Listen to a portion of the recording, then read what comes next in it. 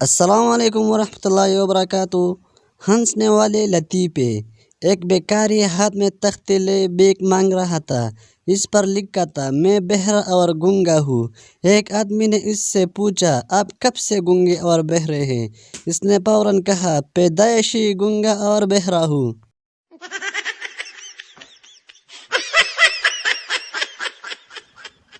تین قیدی اپنے آپ کو جیل کا سب سے پرانا قیدی ثابت کرنے پر تلے ہوئے تھے۔ پہلے قیدی نے کہا، میں اس وقت یہاں آیا تھا جب ٹرین کی نئی ایجاد ہوئی تھی۔ دوسری قیدی نے کہا، میں اس وقت یہاں آیا تھا جب لوگ گھوڑوں پر سفر کرتے تھے۔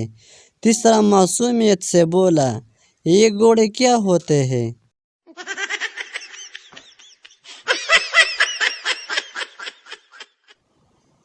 بیٹا باپ سے، ابو جان اب لمبے ہوتے جا رہے ہیں۔ باپ، تمہیں کیسے پتہ چلا؟ بیٹا، آپ کا سر بالوں سے نکلتا آ رہا ہے۔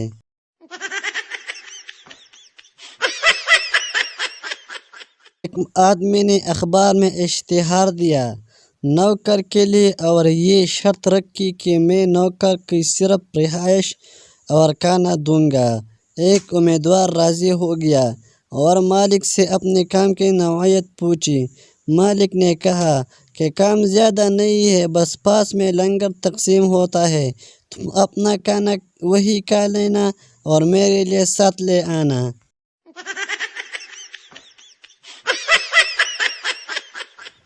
ایک لڑکا اپنے دوست سے، یار میں اپنی گرل فرینڈ کو سالگرہ پر کیا تحفہ دوں؟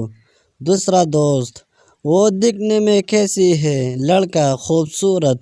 دوسرا دوست، تو پھر میرا نمبر دے دو۔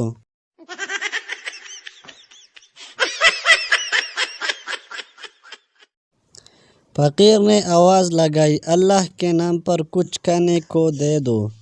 گھر کے اندر سے ملازم نے جواب دیا، بیگم صاحبہ گھر پر نہیں ہے۔ فقیر نے کہا، میں نے کھانے کو کچھ مانگا ہے، بیگم صاحبہ نہیں مانگی۔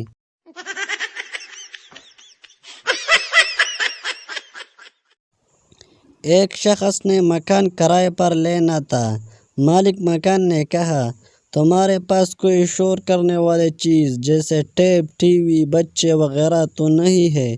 وہ بیچارہ شاعر تھا۔ اس نے کہا، جب میں لکھتا ہوں تو رات کی خاموشی میں میرے قلم کے کاغذ پر چلنے سے ہلکی ہلکی سی آواز آتی ہے۔ مالک مکان نے کہا، بس پھر وہ قلم چھوڑ کر آنا ہے تو آ جاؤ۔